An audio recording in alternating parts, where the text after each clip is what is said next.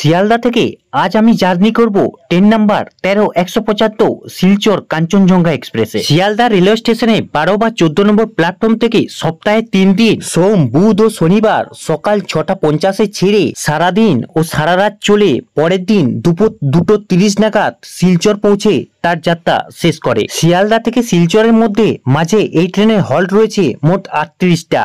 Total distance হচ্ছে 1359 kilometre. আর এই distance cover করতে আমাদের কাঞ্চনজঙ্ঘা এক্সপ্রেস সময় নেয় 31 ঘন্টা 40 মিনিটের মতো। কাঞ্চনজঙ্ঘা এক্সপ্রেসে টোটাল 23টি কোচ রয়েছে, তার মধ্যে সেকেন্ড এসি রয়েছে 1টি, থার্ড এসি রয়েছে 5টি, স্লিপার রয়েছে 9টি, জেনারেল কোচ রয়েছে 4টি এবং এসএলআর রয়েছে 2টি, পার্সেল ভ্যান 2টি।